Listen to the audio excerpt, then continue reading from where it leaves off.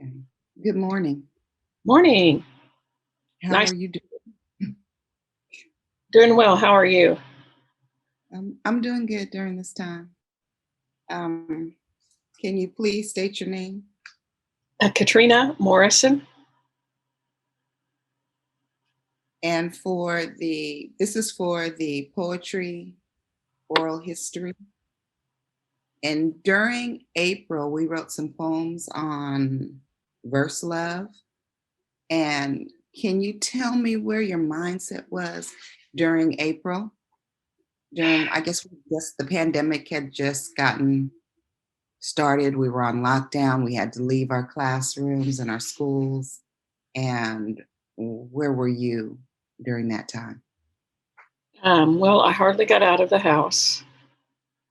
Um, at that time, since we were not prepared for what happened, the school, Hmm. what our school did was to tell the students, and I teach 10th and 11th, I teach 10th and 12th grade English. Oh, So nice. anyway, yeah, we told our students, the school told the students that whatever grade they had when they left for spring break was the grade that they would maintain unless they chose to do work that we posted via Google Classroom. And the truth is, hardly any students participated. Uh, we did not be. We didn't. It's just a different world now than it was then. Like I say, we were so unprepared. Um, we posted assignments, but it wasn't nearly as rigorous as it is now Mhm. when we go virtual. So it was a steep learning curve for virtual learning. Um, anyway, so it was a wonderful opportunity, and I really don't even know how I don't even really know how I found out about the project, but it was just it really enriched every day that I participated. So because that normal routine was so disrupted, and I hardly heard from any students at all. Um, so anyway, So were you journaling and writing about that experience, or what did it lead you to write about? it well, I didn't really journal so much as I wrote poetry every day. Mhm. So and I did other things. I through the month of April. Well, no, I guess that would have been later. Yeah, but in April I got started with the Kelly Gallagher video series 2. So it was a real time for me for personal and professional development, my kind of personal Awesome. development and my kind of professional development. Yeah. I became the author of my professional development. So I don't know if that makes sense, but It makes perfect sense because you and got what you I'm needed to. sorry. Yeah, Yeah, it yeah, makes perfect sense. yeah. So how did it help you get through? What Um, the what is a poem that you wrote, or some of the poems that you wrote about? do you want And me to go ahead and start read one of them, maybe? I want you to tell me how you came about the first one. So the first Oh, one that you're going to share with us. okay. Well, the prompts were wonderful, and I have continued. It's I don't know if it's part of this interview, but I continue with this group that writes for 5 days each month a poem, and I have learned so much about poetry, about form and method, and honestly, I would love to get an MFA in poetry. I mean, in writing poetry. Uh, I don't know that I'll be able to do that because we have 2 kids in college. So and I'm also 57 years old. So that may be just a pipe dream. But Uh, I'm not sure. Let me think. Oh, yeah. So the first poem. Well, I guess this would have been the second poem in the series. And it looks to me like it was writing in couplets. And I always try to stick to the prompt. I really try to do exactly what they say. I don't like to diverge. I like the idea of being put into a form. Mm-hmm. So it's chronic but well. So I'll just read it. Okay. Cystic fibrosis is a genetic disease. Cystic fibrosis is chronic. Oh, I know how this works. Yeah, you take the last word of the second line of the couplet and you start the next couplet with it. Okay. Cystic fibrosis is a genetic disease. Cystic fibrosis is chronic. Chronic coughing is a common symptom. Chronic constipation is another. Another symptom is poor weight gain. Another symptom is a compromised immune system. System is altered on the cellular level. System degenerates over time. Over time, medicines have been developed. Over time, procedures are improved. Improved lung function is always the goal. Improved school attendance is a result. Result of sputum culture determines treatment. Result of x-ray can be pneumonia. Pneumonia is a BFF, bad frequent friend. Pneumonia can mean hospital stay. Stay away from anyone else with CF. Stay away from smokers. Smokers create secondhand smoke. Smokers cause asthma attacks. Attacks are handled with nebulized albuterol. Attacks are prevented by nebulized saline. Saline cannot properly pass through the cell walls. Saline, a common salt, is present in sweat. Sweat tests can diagnose the presence of CF. Sweat of patients dries white on the skin. Skin can be affected by some medicines. Skin rashes like red man syndrome appear at the CF clinic on a regular basis, appear at the gastroenterologist's office. Office at school must keep a 504 on file. Office should understand nature of the disease. Disease delays growth in puberty. Disease results in high male infertility rates. Rate per capita is highest in Ireland. Rates, and there I put an S on the end, are higher wherever the British colonized. Colonized in the lungs can be Staphylococcus and Aereus haemophilus influenza, Pseudomonas aeruginosa, Burkholderia cepacia, MRSA, and more. More patience is required by patients who must spend more time than imaginable on treatments. Treatments include performing respiratory physiotherapy. Treatments must occur multiple times a day. A day will include taking enzymes with every meal. A day may include using a MIC-key button for nutrition. Nutrition must have an extremely high calorie count. Nutrition must have a high fat count as well. Staying well is the goal. Well in body, mind, and spirit. Spirit comes from the Latin word to breathe. Spirit, breathe, spirit, breathe, spirit, breathe, just breathe. Oh, And that's it. That was It's amazing.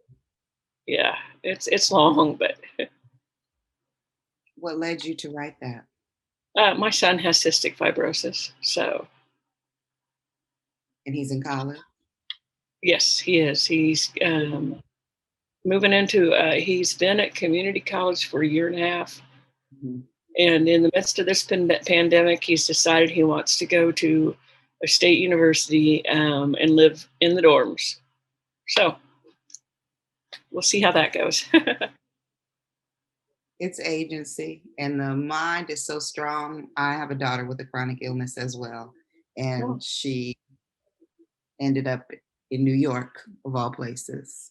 It took yeah, her 5 years, but she did it. So, wonderful.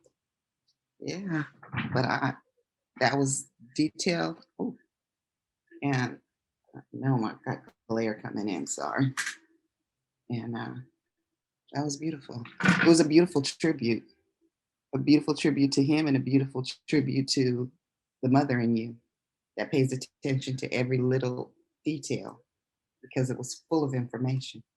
Yeah. Well, and that's the thing, we didn't, I mean, about that particular poem, and I don't want to spend too much time on it, but we didn't even know he had cystic fibrosis until he was 11. We went to a doctor who was not like he was sick and he just couldn't kick. He couldn't get over it. It was just the spring of the year, and we called the doctor's office, and she was out, but there was a substitute doctor, Mm. and we saw her, and she was the one. I didn't even know what cystic fibrosis was, but she was the one that said, "Has he ever been tested for this?" And so, anyway, there's so many things I didn't know that I wish I had. So maybe the poem will help. It was therapy too. Absolutely. I wish you could get it out. I mean, have you tried to send it to cystic fibrosis groups and post it on one of the websites? That's a great idea. I hadn't thought about that. It's because it's beautiful. It's absolutely beautiful. So that was a great one, Okay. and um, I'm in awe because with all that I've been through as well, I've never taken the time to write about it, and so you've just inspired me. Thank Yeah. you. Thank you. And so that was the first one, and you did it beautifully. And I was amazed at how well you were able to do it. You know, the last word, the first word, the last word, the first word. It was great. Yeah. What was next for you? The next poem that I like, and for this purpose, I picked the ones that I like because some of them I didn't feel like I did very well on at all. Um, so the next one was the ekphrastic poem, which I look forward. So I guess there are so many dimensions to this whole thing. First Mhm. of all, it was therapy. Second of all, it was professional development. Right. And third of all, it provides curriculum or things that you can plug in to the classroom.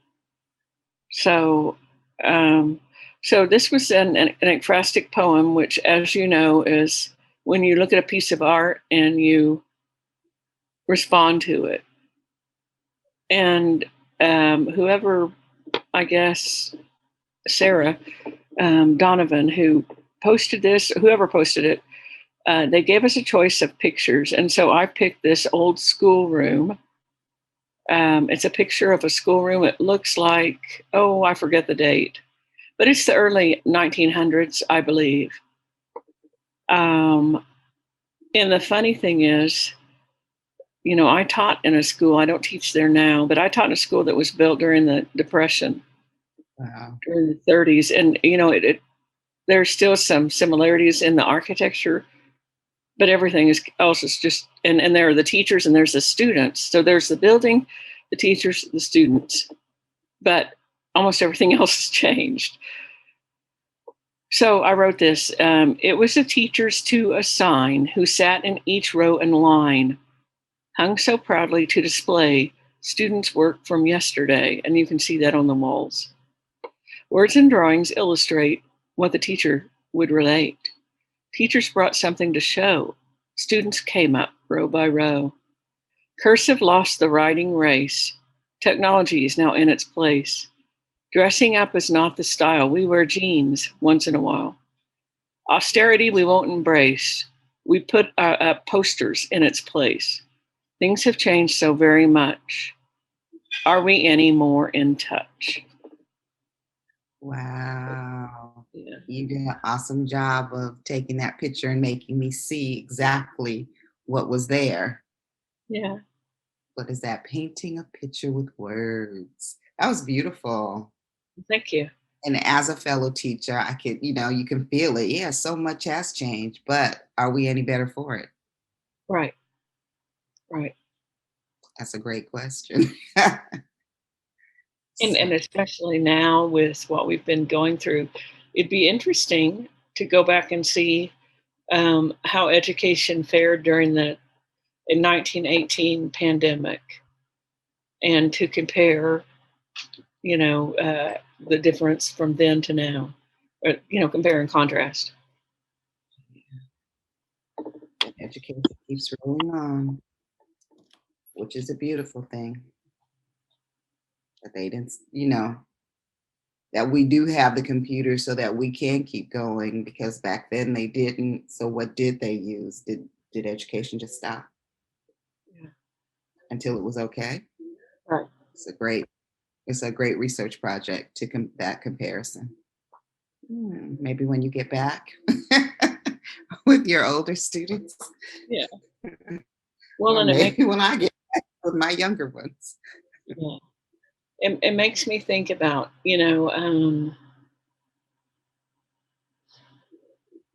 as Americans, we are, I don't know how to say this.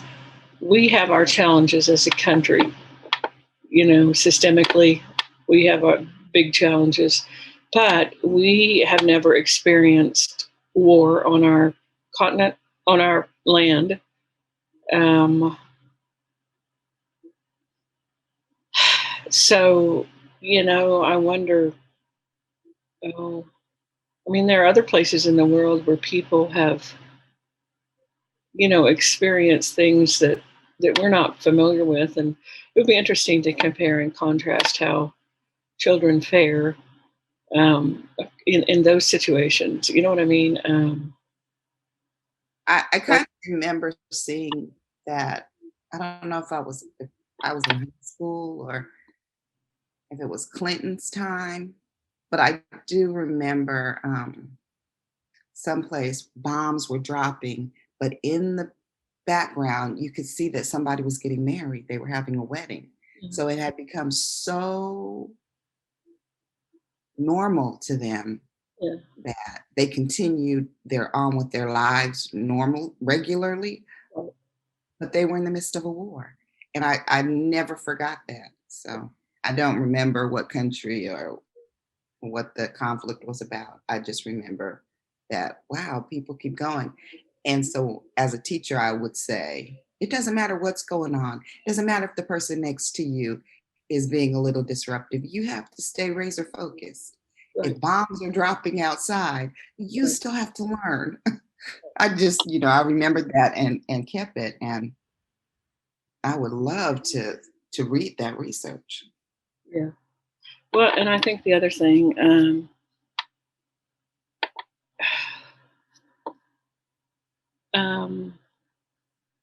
I think this whole thing has shown a big, huge hole in our infrastructure, our preparedness to teach virtually, and when if we have to.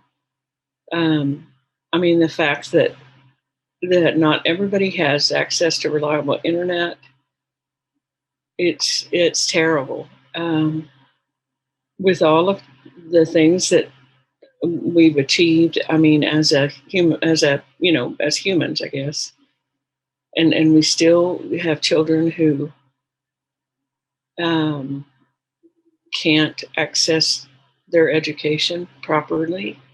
I mean, we should have been more prepared than this, it seems to me. So, Yeah.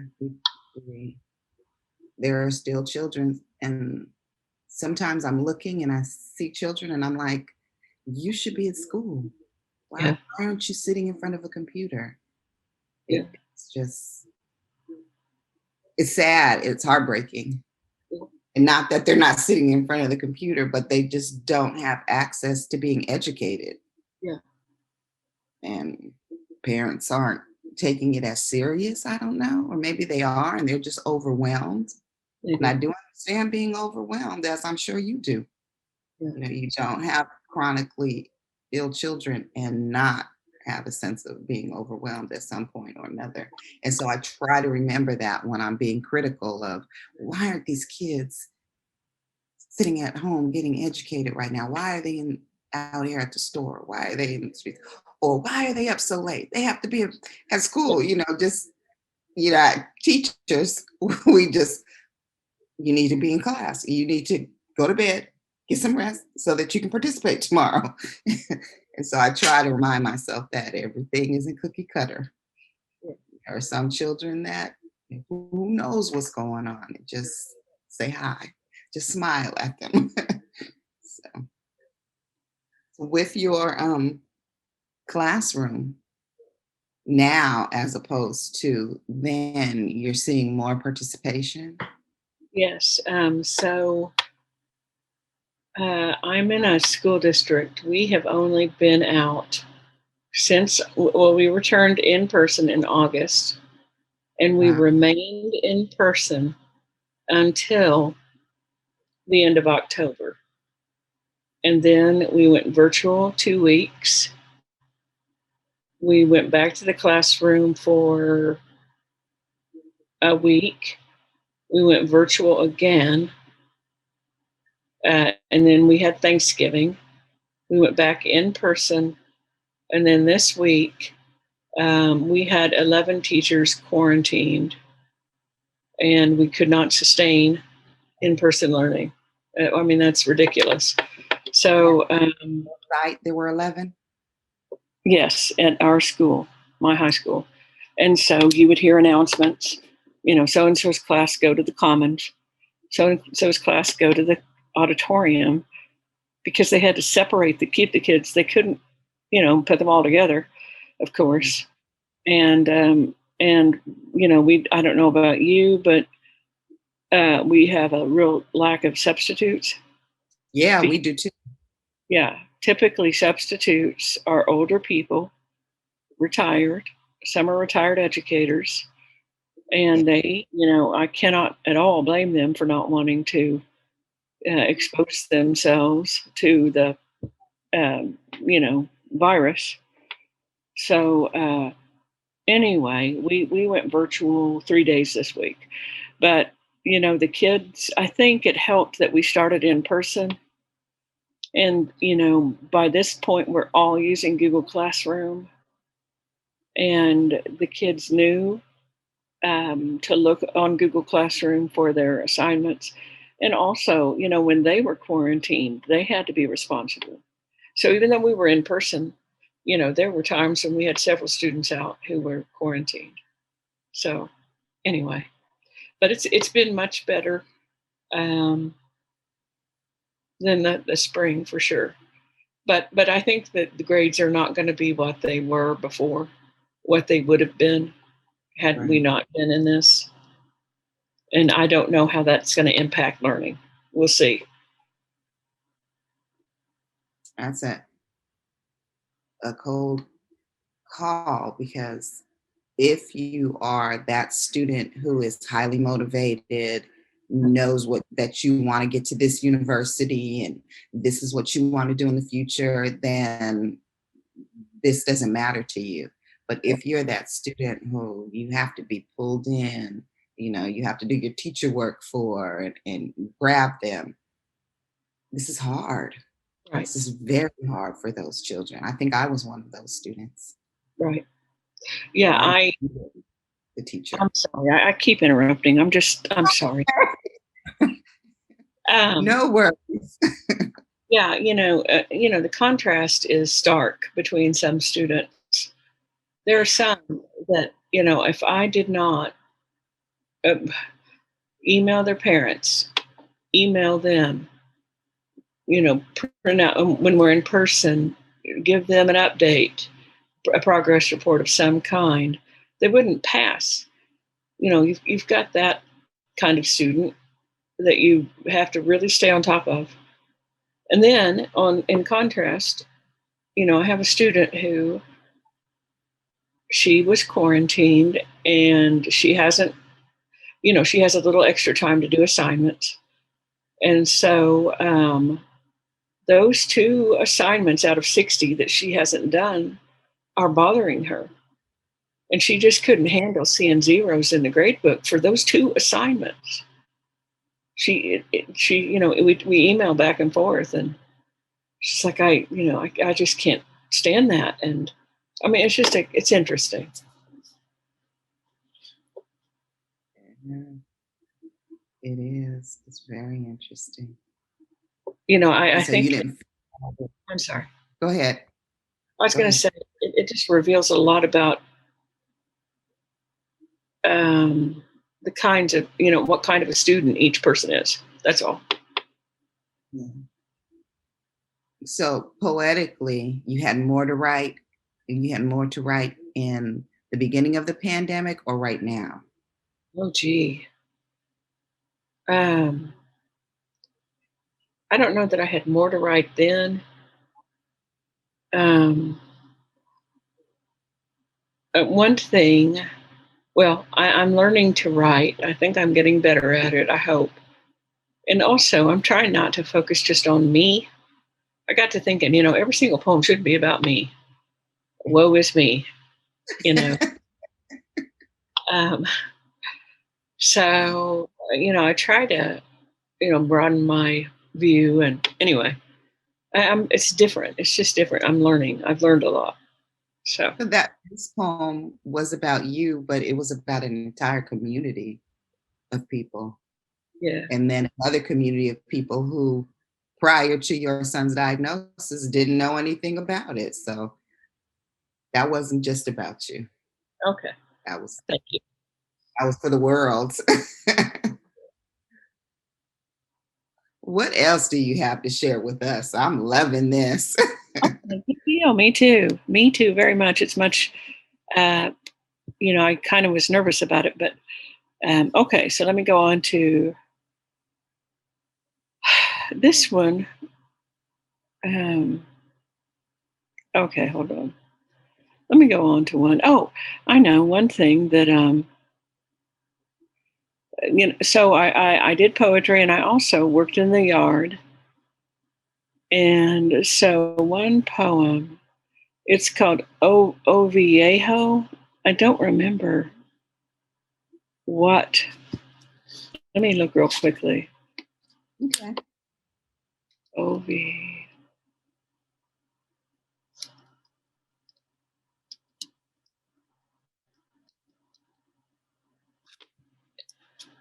A 10-line poem. That was it. Uh, okay, so the challenge here was, and I've just looked it up, O Viejo. Uh,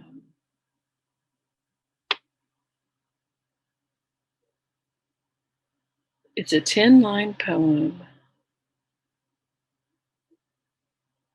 that are organized into two stanzas. The first stanza of 6 lines in the form of 3 rhyming couplets. The second stanza is a quatrain of 4 lines that summarizes or amplifies the first stanza. So let's see how closely I kept to that. I don't even remember. Yes, I did. Okay.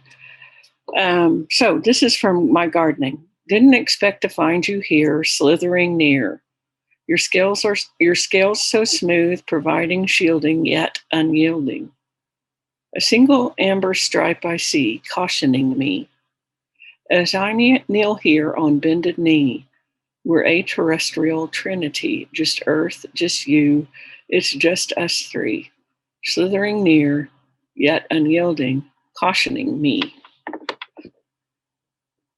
And that was, Uh, yeah, it was a baby snake. I had pulled up something in the flower bed and exposed a little baby snake. So, and how scared were you? oh, not too bad. He was pretty small. So, So you were more curious. He was cute. I don't think I'd want to see him now, but Yeah. Oh, you let him go. yeah, That's beautiful. I do that too if it's outside. Like if it's outside, that's your world. Don't yeah, come into my house. yeah, It's nice. So you did gardening during that time. It helped. yes, yes. So, And it's flowers and any vegetables and fruit and yeah, we tried a vegetable garden, and it didn't really come on until after we'd given up on it, and then yeah, and so then we started getting tomatoes after we thought, we'd griped about how terrible it was. Then in the fall we got tomatoes, and it's still, even though it's frozen, it's still wanting to put tomatoes on. So that's the earth for you though. yeah, That's the earth for you. She will do what she wants when she wants at her time. that's And right. that was one of the things about the pandemic that I noticed right away, probably around the time of April, May.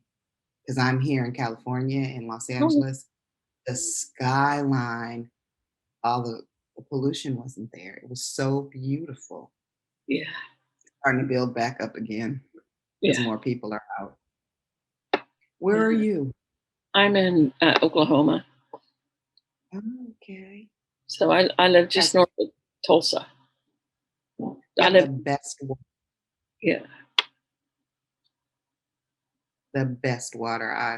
I was in Texas and we went to a casino in Oklahoma and stayed. And I couldn't get over how the water felt. Our water's terrible. So it was like you could drink it out of the faucet. You shower, you don't get dry. Yeah, It's great. It's yeah, a lovely state for the little bit that I saw. yeah. So you're still writing and you're still working now, yes? Yes, and so I guess one thing that the experience taught me was, I now have this community because we continue to write 5 poems a month, and I've stuck with it. And then I'm part of a couple of different book communities, and so I don't know how to say it, but it's like my professional learning communities are not just at school. And to tell you the truth, I get more out of the personal learning communities I have formed through this experience than I do through mine at school. Yeah, they're more meaningful, So, definitely. That's great. So you plan on continuing? yes, ma'am, I sure do. Wonderful, wonderful. Okay, I guess we can wrap up. You have another Well, poem you want to share with us? let me see. And then, hold on. Let's see here. Yay! Yeah, we'll see. Do you have enough for a book yet? I don't know. I might. Um, oh, well, no. This one's kind of okay. This is no. I don't want to do that one. Okay, this was a no. You can't. You can't see. I can't read a mirror poem. You can't do justice to in reading. Okay, here's one. I'll end on this, and it's called a golden shovel poem. And I'm not sure why it's called golden shovel. Hold on.